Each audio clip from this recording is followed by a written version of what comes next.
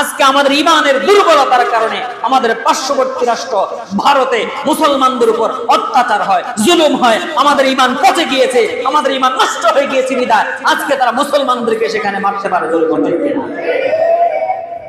আবার কিছুদিন পর পর তারা বলে বাংলাদেশে নাকি সংখ্যালঘু মুসলমানদেরকে নির্যাতন করা হয়, সংখ্যালঘুদেরকে নাকি মারা হয়, তাদের ধর্মীয় অনুভূতিতে আঘাত আসে, তারা আমাদের দেশের উপর খড়গহস্ত হয়, তারা সেখান থেকে হুমকি দেয়, অথচ মুসলমান গুলারে সেখানে পিটায় পিটায় হত্যা করা হচ্ছে। ঠিক না? ঠিক। মা তার অনুভূতি প্রকাশ করছে, কলিজা ছিঁড়ে যায়। গোশতের টুকরা যেভাবে, গরুর গোশতের টুকরা যেভাবে কাটে, তারা একজন মুসলমান সন্তানকে সেভাবে কাটতেছে। আজকে পশ্চিমবঙ্গের অবস্থা দেখেন, সেখানে এতদিন পর্যন্ত মমতা ক্ষমতায় ছিল, মোটামুটি মুসলমানরা কিছুটা হলেও নিরাপদে সেখানে ছিল। আজকে তার ক্ষমতা চেঞ্জ হওয়ার সাথে সাথে উগ্রবাদী হিন্দুত্ববাদী লোকগুলো তারা ক্ষমতায় আসার পর আজকে পশ্চিমবঙ্গের মুসলমানদের বাড়িঘর, মসজিদ হামলা হচ্ছে, মসজিদের গম্বুজের উপর তারা তাদের গেরুয়া পতাকা লটকায় দিচ্ছে। নাউজুবিল্লাহ। মসজিদগুলো দখল করছে, মুসলমানদের ব্যবসা প্রতিষ্ঠানে হামলা হচ্ছে, মুসলমানদের বাড়িঘর জ্বালিয়ে পুড়িয়ে দেওয়া হচ্ছে, মুসলমানদেরকে ধরে ধরে জবাই করা হচ্ছে। শুধুমাত্র মুসলমানদের ঘরে গরুর গোশত থাকার কারণে ডজন ডজন লাখ লাখ হাজার হাজার মুসলমানকে তারা জবাই করে। ঠিক না? কিন্তু আমাদের ঈমান কত দুর্বল দেখে। মুসলিম মিল্লাতের সন্তান হিসেবে আমাদের কলিজার মধ্যে আগুন ধরে যাবার কথা, আমাদের ঈমানের উপর আঘাত করা হচ্ছে।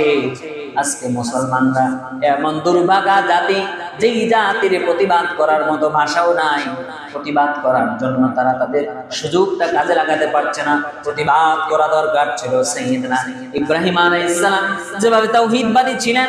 আমাদের ঈমানদার মুসলমানেরা তারা যদি সেভাবে তাওহীদবাদী না হয়, তারা যুগে যুগে গোলামের জিনজির তাদের গলায় নিয়ে করতে হবে, আর তাদেরকে শুধুমাত্র মার খেয়ে যাওয়াই লাগবে।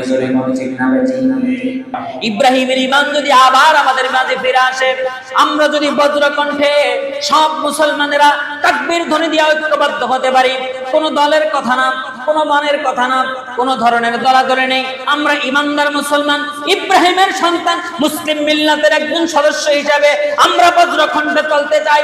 বাংলাদেশে যেইভাবে হিন্দুরা নিরাপদে বসবাস করছে, তাদেরকে আমরা যেইভাবে পাহারা দিয়ে রাখি, ভারতের মুসলমানদের গায়ে একটা আঁচড়ও দেওয়া যাবে না। এই আওয়াজ আমাদের দেওয়ার দরকার আছে নাকি নাই? আমাদেরকে জেগে উঠতে হবে। আর রাষ্ট্রের পক্ষ থেকে আমাদের যিনি রাষ্ট্রপ্রধান রয়েছেন, মাননীয় প্রধানমন্ত্রী, সাবেক প্রধানমন্ত্রী, তিনি কিন্তু আপোষহীন ছিলেন। ভারতের কাছে কখনো তিনি নতজান ছিলেন না। ঠিক না? ঠিক। আমরা তার জন্য দোয়া করি, আল্লাহ তাআলা তাকে জান্নাত নসিব করুন। আমিন। জালিমের সামনে তিনি মাথা নত করেন নাই, তিনি আপোষহীন ছিলেন। তার আওয়াজটা ছিল বজ্র।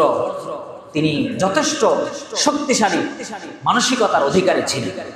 তার সন্তান হিসেবে নিঃসন্দেহে মাননীয় প্রধানমন্ত্রী তিনিও শক্তিশালী হবেন বলে আমরা আশাবাদী। ভারতের সামনে মিউ মিউ করার দরকার নেই।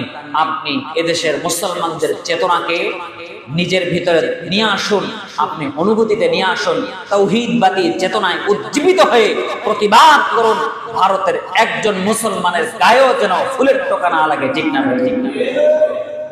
এদেশের তাওহীদবাদী জনতা আপনার পক্ষে রায় দেবে, সবসময় আপনার পাশে থাকবে। কারণ আমরা শুধুমাত্র দেশের বিভাজনের কারণে আমরা আলাদা নই।